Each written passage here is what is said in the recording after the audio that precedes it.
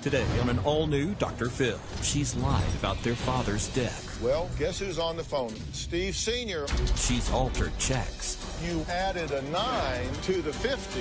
And this makes me want to say, forget it. If you want to get self-righteous and storm off of here, knock yourself out. I don't care. she's got a real attitude. You don't even know what it took to come here. I've seen this act from you about 100 times. Get out of my life. Let's do it. Have a good show, everybody. Here we go. This is a safe place to talk about hard things. Stand by, Dr. Phil. I'll try to be an emotional compass and point you in the right direction. In 5, 4. I am not giving up on you. Go, Dr. Phil.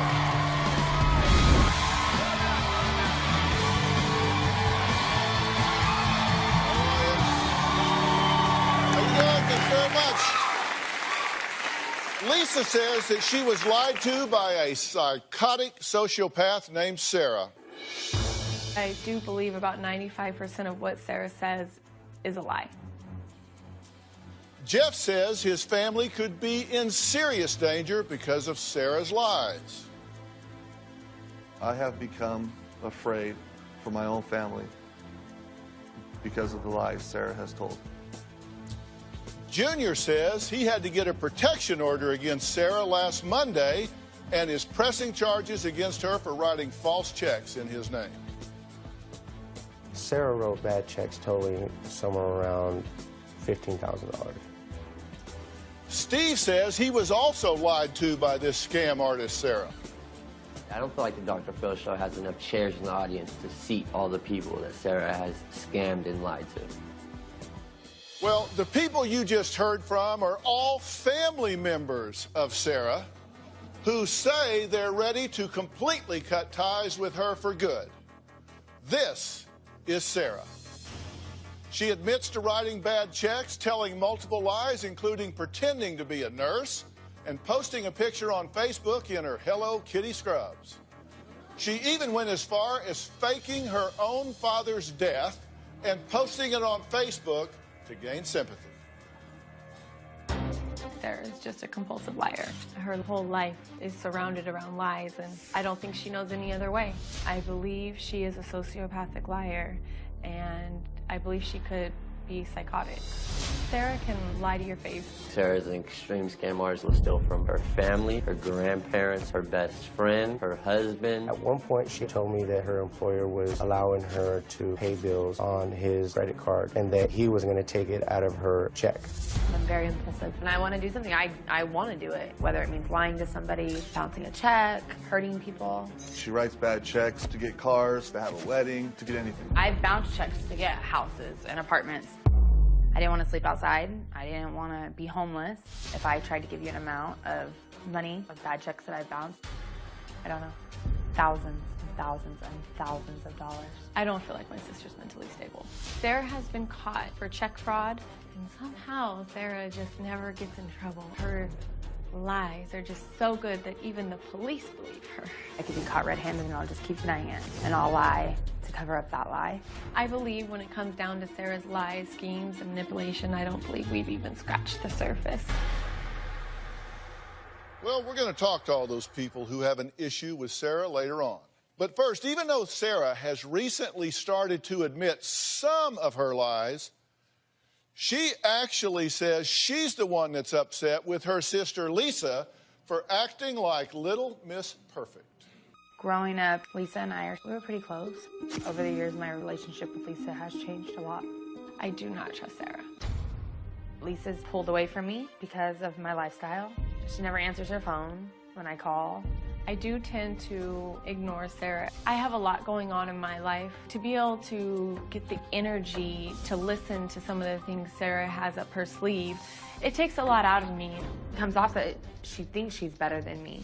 I don't feel like I'm better than her. I have some better things going on in my life, like graduating college, having a job, and having a stable relationship. I'm very jealous of her. If I was not her sister, she would not even look at me. I love Sarah to death, but I cannot say that I have any respect for Sarah or the things she does. Okay. Lisa, you wrote in to the show, and you have an objective, a goal. What is it? To get Sarah help. Do you need help? Yes. So I want to talk about two things today. I want to talk about what you do, but I also want to talk about why you do it. How does one tell in dealing with you whether you're lying or telling the truth? You can't. Sometimes I can't. Well, here are some of the things that you admit to. You admit that you lied about your dad's death. Yes. You just told people he was dead. I mean, yes, I did. And did you tell siblings he was dead? Yes. Okay.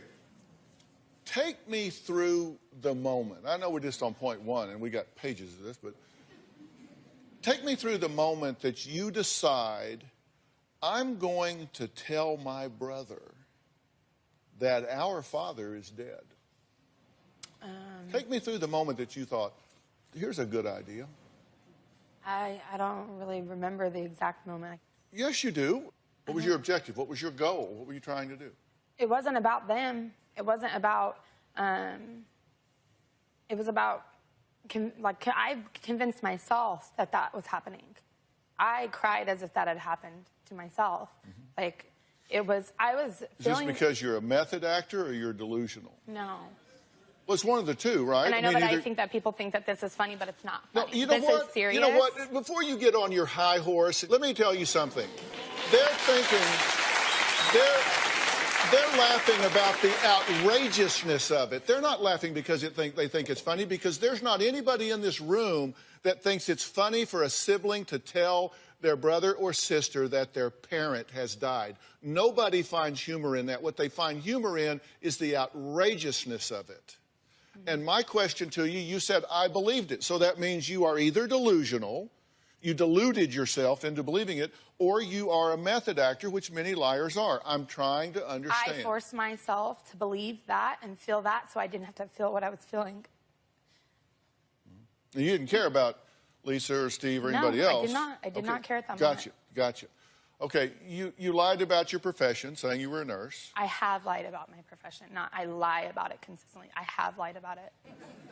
Well, that seems like a distinction without a difference. You mean you're not currently pretending to be a nurse? No. But you have in the past? Yes, when people have said, what do you do for a living? I say, I'm a nurse. Told people that your son was a product of rape? Yes, I have.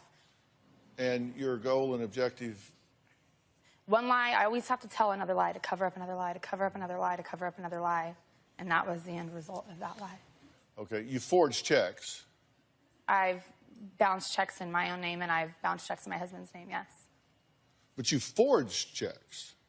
Yes, I've forged checks in his name. Okay. You said you came here for help. Yes, I have forged checks in his name, yes. This is the help, because yes. You can't change what you don't acknowledge. You've taken other people's checks and forged the amounts and or signatures and or both in order to get money. Yes. The brother Sarah lied to about their father's death is actually here, and he says that he'll never forgive his sister. We're going to start getting down to the reality of this situation when we come back.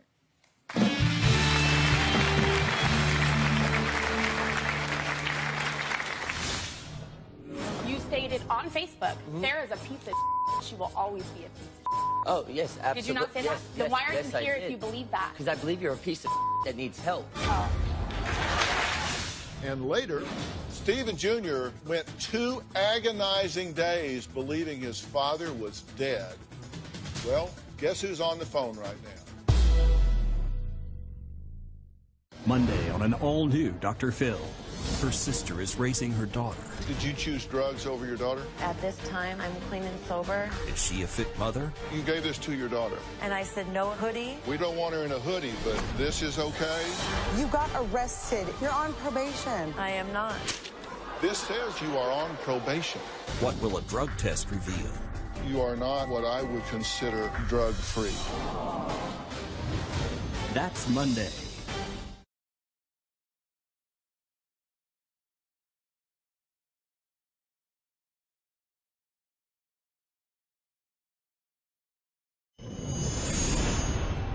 I believe Sarah does suffer from a mental disorder. She will take your money, and Sarah has no remorse. When I get caught, on the outside, it looks like I don't have any remorse, but on the inside, I'm a mess.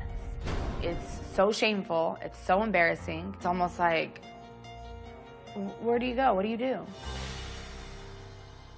Well, Lisa is here, and she says her sister Sarah is a sociopathic liar who she believes is actually psychotic. And Sarah admits she has a problem with telling the truth, but doesn't know how to stop spinning her never-ending web of lies. Now, Sarah's brother Steve says she has been lying since they were children, but recently he says she crossed the line. Last week, I got a bunch of texts on my phone late at night, and they said 911, call your sister. My father had died. I was completely devastated. I was upset because I didn't get to say goodbye to my father. Stephen was so distraught. I felt just awful for my brother. Sarah explained that she had seen my father after he died and signed his release form for the funeral home to pick him up. Sarah even went on Facebook and wrote, my brother and I have just lost my father. I just wanted to go to the hospital and see him one last time before the funeral home took him. Later on that night, I got a call from my stepmother, and she said, well, hold on, let me put you on the phone with your father. This was absolutely just another one of Sarah's scams. I made up a lie about my father's death. I am very furious at Sarah. When I informed everybody that my father was still alive, Sarah then told people, don't listen to my brother. He is a drug addict and he hasn't slept for 4 days. Stephen is a heroin addict. Sarah is fabricating a lie. I've never done heroin. Sarah's just not all there. She's completely out of her mind. Well, Steve's girlfriend Sherry is also here. Let's all attack Sarah and say what we feel about Sarah, but I can share how I feel as well. Absolutely. Yeah. So what would you like So to if do? we're here to help me, then we're here to help me, right? But you're really not here to help me. Oh, I'm pissed off as to That's about fine, life. and I would be pissed off too. And I came here ready to have people You came here for be pity. angry. Yeah, I'm not sorry for I you. came here for pity. Listen, I'm not sorry for Oh, you. I came here. I don't want you to be Yeah, sorry. let me for ask me. you a question. Let me explain said something to things you that first you've of seen all. me do. So What why are have you you seen here? me do? Can you tell me why you're here? Because I'm here to save your life, Oh, Sarah. but 26 don't minutes realize- before 10:32 last night on Facebook, I screenshot I told you it. you would be dead to me no, if you don't come. you stated on Facebook, Sarah's a piece of she will always be a piece of Oh, yes, absolutely. Did you not say yes, that? Then yes, why are yes, you here I if did. you believe that? Because I believe you're a piece of that needs help. Oh. What are you? What am I? What are you? Let's get to what I I am. want to know what you Let's are. get to what I am. I What have are a you? question for you. You said I have an you believe answer. I'm a heroin addict from things that you've seen me do. Please respond. What have you seen me do? Okay, let me just be What? real clear. Hang on a minute. Let's just be real clear. This is a complete and total manipulation, which is a deflection. We're starting to talk about some things that are really uncomfortable for me, so I need to start a damn fight here. I need to start pointing fingers. I need to get somebody else. Absolutely. Because what has happened is we're now not talking about her. Exactly. Do you think he's earned the right to be a bit upset Yes, with you? absolutely. I think that I'm not discounting that he should be upset, and I'm not discounting that. This is just hard. But He thinks like when he says that I came here for pity, like you don't even know what it took to come here. You have no idea how hard it was to come here. I'm sorry. How long I sat at the airport for and almost didn't get on the plane. I missed my first flight. Do you I wasn't going to come here, and I didn't come here because I was going to be dead to you or I was going to be dead to you. I came here because I don't understand anymore in my own self. And you don't know how that feels. Like, you guys could be angry and sad, but imagine not understanding why you do things. You ask, Sarah, people I've ask me seen- why. I've seen this act from you before about 100 times. They get out of my life. I'm sorry. Because listen, No, I have never absolutely. stepped up I and said, have hey, no I'm problem. sick. I need help. I've never done that. You don't Yes, you have. to, and I'm not angry at you. I'm honestly not angry for the fact that I know that you have psychological issues, and I know when someone is mentally unstable and has some psychological issues that it's not, most of the stuff they're doing, they're not even doing it on purpose. And I'm not angry, I'm sad. I am so sad for you that you have this going on. I am so sad that you can't control and you don't have a normal life. You live this web of lies, and that's all you've ever lived, is lies after lie after lie. I want to talk about what it is that got you so upset. And I have an email exchange here between the two of you. And I'm going to begin it where you say, you will never know what you put me through, and for that I will never forgive you, Sarah. Right? Now, this is when she has told you that your father died. Mm-hmm. Now, when you were informed that your father died, how did you feel? I just broke down in tears. I couldn't take it. It devastated me. You say, Stephen, I'm going to bed. You should do the same. I don't understand why you're having such a hard time accepting this. To which you say, because you can't offer me one shred of evidence, and everything you've said can't be verified. Stephen, I'm in the same boat as you. Same boat. So that makes me a liar? You say, oh my God, dude, just stop. This is an all-time low, even for you. You need help, and honestly, I feel sorry for you. You felt the need to do all of this? I really do. You will never know what you put me through, and for that, I will never forgive you. Where do you come up with this stuff? Then there's this insertion, she said you were in denial. Who are you talking about? I don't She was referring to my mother. Yeah. I told a lie, got caught, he knows the truth, but I'm sticking with it. You're in denial. Accept it. He's dead. Mm-hmm. He's dead. He's dead. He's dead. Stay with it, right? Mm-hmm. Well, guess who's on the phone right now? Steve Sr., are you dead? No, not yet. And later, what you did here was you went and added a 9 to the 50 so you could scam $900.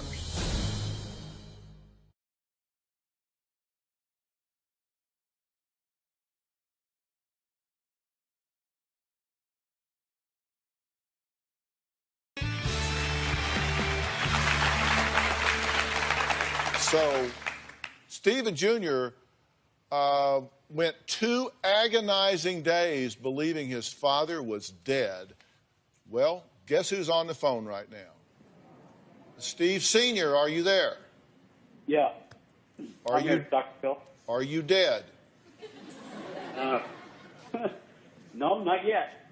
Steve, how did you learn that that others had been told you were dead?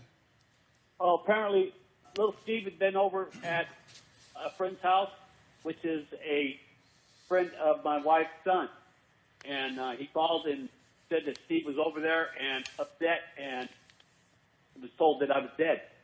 So I called him up on the phone, and he didn't even believe it was me that was talking to him. He went to see me, and I told him, I'd come by the house, sit down and find out what's going on. And still yet, I'm not quite sure what's going on still. I mean, I've been talking to my family members, my brothers and sisters, up till late last night, calling them and hearing the same thing. They didn't believe it was me on the phone. They were told I was dead.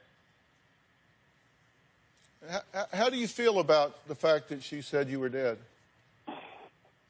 Dr. Phil, that's kind of a hard one to answer because, I mean, my heart first out to, a lot of my family, but it goes out to Steve first because, I talked to him, I've seen him, I heard him, I've seen the pain he's in, and for her to put him through that and keep it up and go into full details about how to keep my body and this mortuary and being cremated, weighed 90 pounds. I died on a couch at some guy's house. She just kept the story going and going, and No, I didn't. Who did I say? As you're talking, she's denying part of this. Did you say he was in the mortuary? I said he was in the morgue, but I never said that I seen his body. Okay, did you say that he was cremated? No, I said that we would cremate him. And yes. did you say you were paying half of that, $1,000, to have him cremated? I said that I would, yes. I didn't say that I had or that I And did. she also And I said- didn't say that he died on the couch. I never said She that. also said to other people that no, I wasn't cremated yet because only half was paid, and she had to come up with the I other did half. not say half was paid. I said that nothing had been paid. That's what I said. But you needed the money to pay because they wouldn't let you see our father's I didn't body. ask for money. I said that I was Oh, you coming up didn't? with money. Who did I ask for money from? Well, my mother told me that you already received money from a friend. No, I did not. Call Mom right now. No, I did not. Okay. You did say he was dead, and you told your brother. Why? I said I want to talk about what you did and why. What you did was tell your brother that his father was dead and put him through one of the most agonizing things we go through in life that he's now going to have to go through again if he outlives his father. So he gets to do that twice, thank you. Now, Why did you do that? I don't know why I did it. Well, just if you did know why. At the time, I wanted to. It wasn't about anybody else. It was about me. Okay, Selfishly about me. Okay, but tell me. And tell me how it's about you to tell him that his father's dead and put him through that. I don't know why. If I knew why, I wouldn't be here. That's why I'm here. I don't know why. We're finding out. Okay. This is part of the question. So you're going to keep asking me the same question. I'm going to give you the same answer. I don't know why. That's why I'm here. Well, then that's why you're here, and you're in the right place. You had a reason. You picked up the phone and delivered this message rather than picking up the phone and ordering a pizza or picking up the phone and calling a friend. You picked up the phone and delivered the message that your father was dead. Don't tell me you don't know why, because you do. No, I don't. So this was just a random act. It could have been you just picked up the phone and just erped it up. You had no idea that you were getting ready to do that. It just my father's dead. You just said that it was no premeditation. You didn't know when you dialed that phone what you were going to say. No, I knew what I was going to say when I dialed the phone. I don't know why that lie. Well, what is it you were trying to deflect from or get away from? I was in pain. I was in pain. Okay, and what was your pain about? My marriage was ending. My husband wasn't home. It was like 3 a.m. He hadn't been home in days, and I was alone. Okay, so you see, I kept asking you 5 or 6 times, and you do have an answer. You have an answer. You said, I did it because I was in pain, my marriage was falling apart, I was feeling lonely, and I just did this. I know that at that moment I wanted to stop feeling what was really happening. And dealing with something that's not real, it still hurts, but it's easier to deal with than it's real. So you thought it was easy to escape into a fantasy than deal with the reality? Yeah, it is. For me, it is. It is easier for me. Okay, that's helpful to me. That's informative to me. I put that on my list.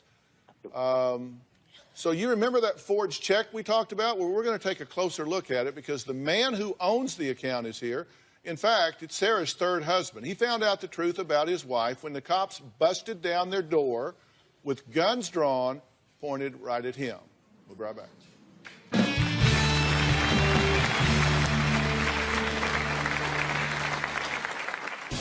All of my problems with Junior have been between lying and writing bad checks. I was arrested.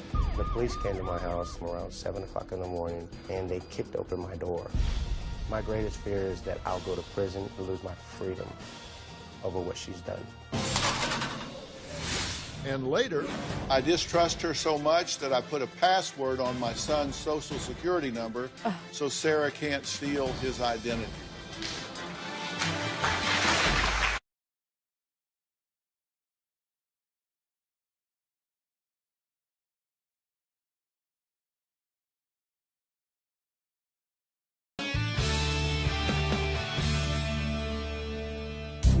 Sarah is 27 years old and has been married 3 times. I believe Sarah has lied and scammed all of her husbands. When she first got with her current husband, she told him that she had grandparents who had passed and that she would be receiving an inheritance. Our grandparents are alive and well. It actually ashames me to see what Sarah's doing to everybody. Well, Sarah has already been through 2 failed marriages. Now, husband number 3 says he doesn't understand what he did to deserve a wife like Sarah. Take a look. Sarah is very much a compulsive liar. All of my problems with Junior have been between lying and writing bad checks. I first knew that there was a problem when I started seeing things that didn't add up. 8 months ago, I wrote a bad check for $9,000 for my wedding. The lady that I wrote the check to for the wedding coordination has filed a lawsuit. I'm being sued for $10,000. I do not have that kind of money. 2 months ago, I was arrested. The police came to my house around 7 o'clock in the morning, and they kicked open my door. They drew a gun and detained me. I was taken to jail. Recently, I found a check that was written for $50 to my husband. My brother gave me a check on our wedding day for $50. I put a 9 in front of it and I deposited it. Junior was furious. The night that he found out about it, he went crazy on me. I feel betrayed, humiliated. Last week, Junior presented a restraining order on me. My greatest fear is that I'll go to prison and lose my freedom over what she's done. I'm his wife. He's my husband. I need help. And he turned his back on me. Well, Sarah's third and current husband, Junior, is going to join us via Polycom. Junior, she actually robbed your bank in this situation, right? She took a check and forged it. Yeah, she did. How much? The $9,000 check. Uh-huh. Yeah, that's the first instance of when I found out that she was writing bad checks. Okay, and that was for the wedding, correct? Yeah, that was for the wedding. Okay. And you admit that, right? Yes.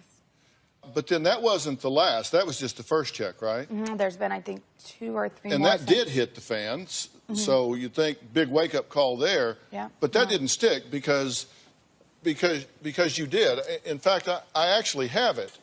There is this check that was, Junior, this was for $50, correct? Yes. Yes, sir, it was. Yeah, this was a wedding gift check. And what you did here was you went and added a 9 to the 50 so you could scam $900, right? Yes. And did you deposit it or cash it? What did you do with it? I deposited it. You deposited it. And it got actually added to your account, right? Yes. So they missed the fact that it said $50 here.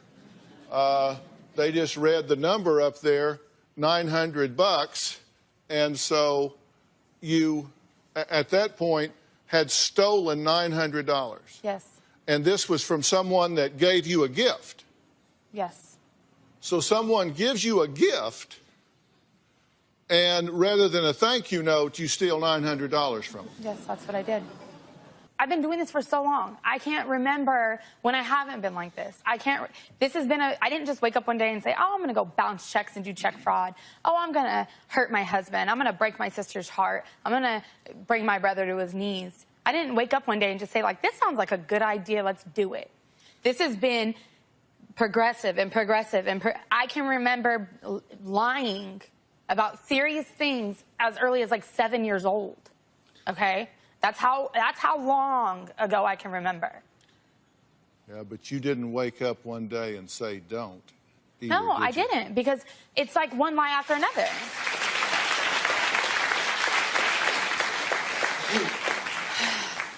I didn't want to come out here and put my guard up. But I feel like my guard is up. And I feel like this makes me like want to say, forget it. Like knock yourself out. Do whatever you want. And if you want to get self-righteous and sanctimonious and storm off of here, knock yourself out. I don't care. But I'm going to tell you the truth one time in your life, whether you like it or whether you don't.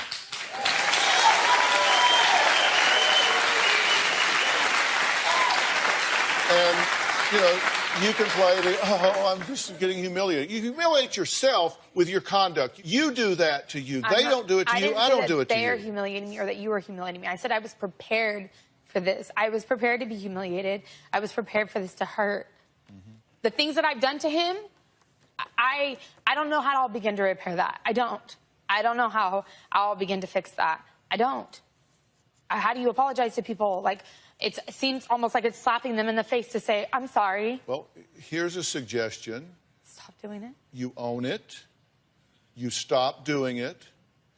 You stop justifying it. And you stop getting on a high horse when somebody has the audacity to call it what it is. It's lying, cheating, stealing, and betraying. That's what it is. That's what it is. And you say it's ridiculous that he puts a restraining order against you? My God, you are abusing him. I mean, you're stealing money from him. You're lying to him. Did you tell him that you were going to get an inheritance? Yes, I did. When we very first. Well, yes, I did. Doesn't matter when or how. Was that true? No. Let's take a break here. Lisa's husband, Jeff, says that if I invited everyone Sarah scammed to the show, that we'd have to do it at the L.A. Coliseum. We're going to see why he is so upset with her next.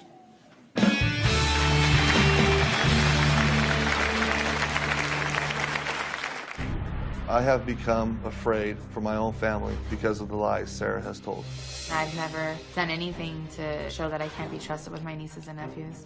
Sarah has burned so many bridges, hurt so many people. One day she's going to hurt the wrong person and they're going to want to turn around and retaliate against her. I'm afraid that somebody could come after our family or come after Sarah when she is with our family. If Sarah is capable of lying about her father's death, she could be capable of taking my children and claiming they're hers. My biggest concern is what's next. Monday on an all-new Dr. Phil. Her sister is raising her daughter. Did you choose drugs over your daughter? At this time, I'm clean and sober. Is she a fit mother? You gave this to your daughter. And I said, no hoodie. We don't want her in a hoodie, but this is okay? You got arrested. You're on probation. I am not. This says you are on probation. What will a drug test reveal? You are not what I would consider drug-free. That's Monday.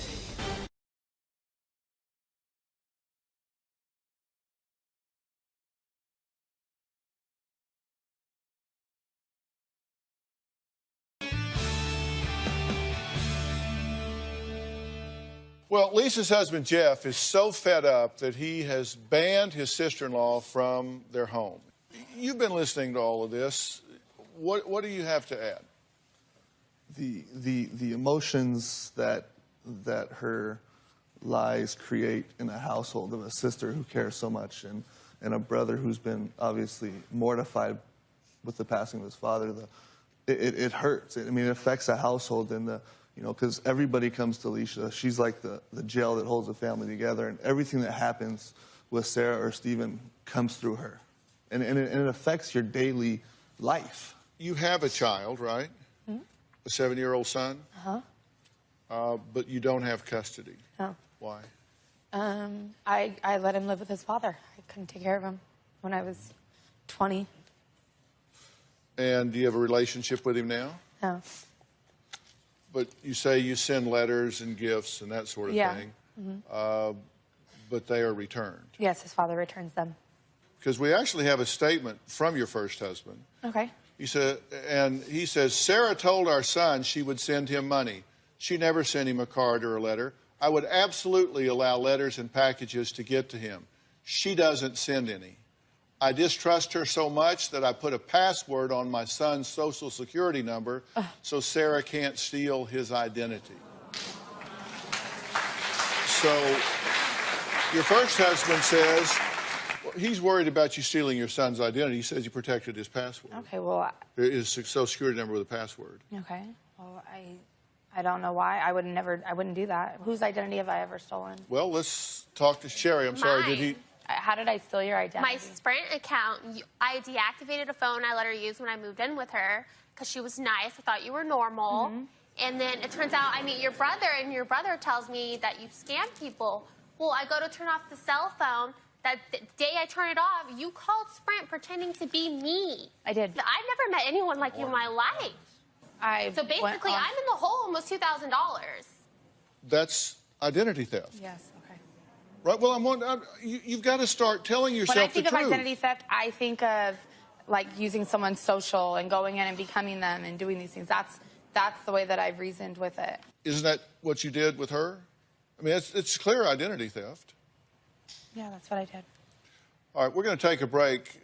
We're going to find out what Sarah says happened in her past that could be a trigger for this kind of behavior. We're going to talk about why people lie when they lie. We'll be right back.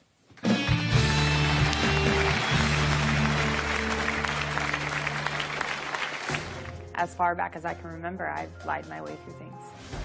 This is just hard. It's scary when you don't know why you do the things you do. Like, you can't stop it. Like, in order to stop it, I would have to figure out what started it. Hey, Dr. Phil here. Did you know that more than 16 million kids in the U.S. are at risk of hunger each day? That's more than 1 in 5 children. Now, these are our neighbors, our kids that play in the neighborhood, co-workers, friends' children. The problem is closer than you would think, but so is the solution. Join me and visit feedingamerica.org/hunger to find your local food bank to help. I'm Dr. Phil, and together, we are Feeding America.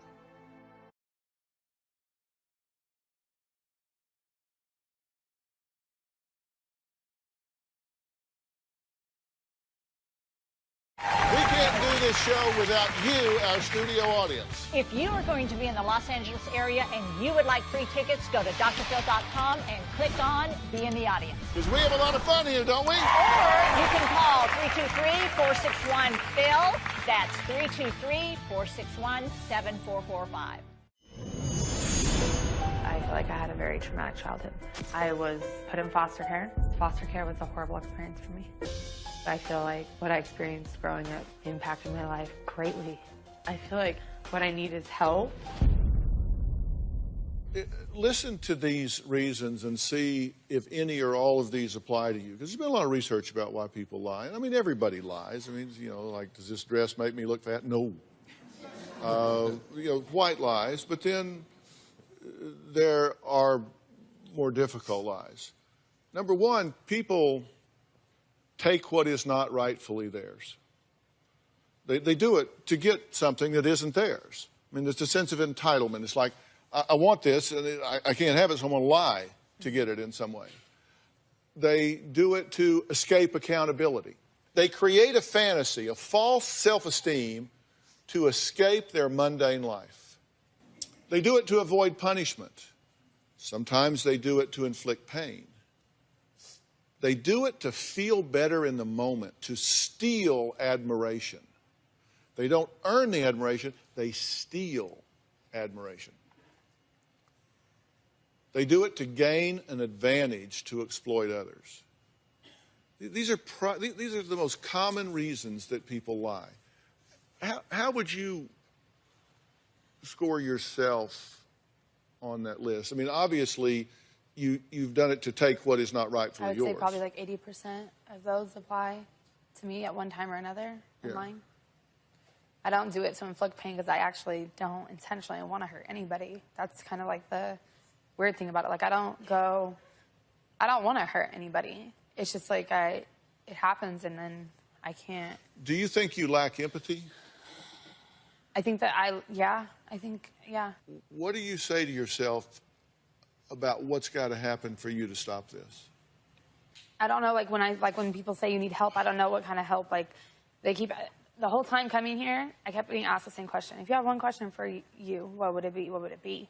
And then the more that I kept talking to the producers and doing my interviews, like, now I kind of wonder if it's like if I'm fixable. I've been doing this for so long, like at least 20 years I've been doing this, so I don't know. Lying, the common element is escape. And so you got to decide, I don't want to escape. I don't want to escape. I want to stop and deal with it. You know, I heard your brother say something to you at the break. Nobody else heard it, but you heard it. After everything you've done to him, all the pain you've inflicted on him, after all of his text messages saying that he'll never forgive you, what did he say to you at the break? He said that it took a lot of courage for me to come here, and he knows that. No, that isn't exactly what he said. He said it takes a lot of courage to come here, and I really respect you for that. Yes, that's the gist of it, was that he knew that it took He a lot of courage. respected you for being accountable. He respected you for putting it on the line and being here. True? True. Coming up, why Lisa says she is afraid for her children. You can cry, but I don't think you can even begin to feel the pain or the emotions that you've inflicted on your family.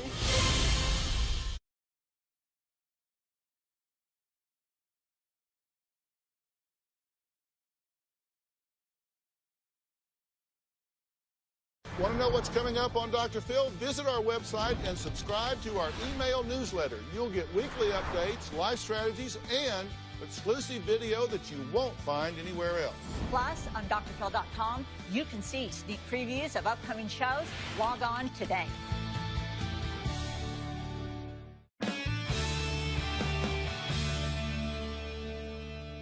I want every one of you to forgive her.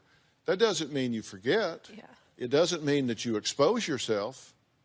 Do you ever feel like the people that you're burning are going to try to retaliate against you and hurt you somehow? And Most of the time when people go after people who have done something bad, they don't hurt the person who inflicted anything on them because they want something from you. They want their money back. Do you know who they go after? I never thought about it. They go after their family members, the people that they care about most. And who do you care about most? My nieces and nephews. Yeah, my children. Yeah. My children. And do you ever think about what we go through thinking about, wow, what if someone comes after one of my kids to hurt you? Do you think about what that would do to me? No, I or never my did. family No. if someone came after them? I don't think you even begin. You can cry, but I don't think you can even begin to feel the pain that you have inflicted or the emotions that you've inflicted on your family. Not even for this last lie that you've done, but for everything you've done, everybody you've burned. And we're the ones that have to live in fear for it. You're not the only one that lives in fear for it. I'm not the one doing it. I shouldn't be the one living in fear. I understand that. I am willing to get you some very specialized help with this. People who do what you do have a really damaged self-image and a really low level of self-worth and self-esteem. Because anybody that had any dignity, any self-respect, would not do what you do. And to you, I all say, you must love her greatly in spite of her, love her greatly, or you wouldn't go to all of this trouble. You obviously love her and want the best for her. Do not trust this woman, because I'm telling you, the best predictor of future behavior is relevant past behavior.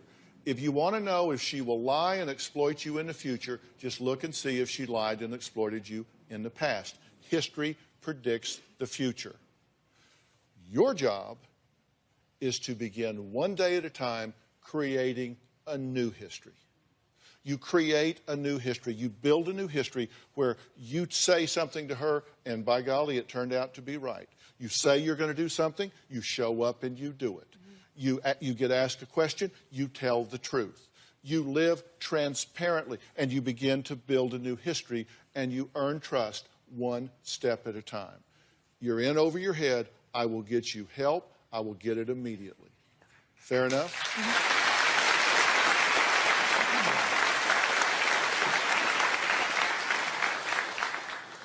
Like your brother, I am very proud that you came here and did this today. This is a giant first step. And I will get you the help right away. Okay? All right. Thanks a lot. Lisa, thank you. Thank you. Steve, thank you. Joe, thanks so much. We'll see you next time. Thanks so much.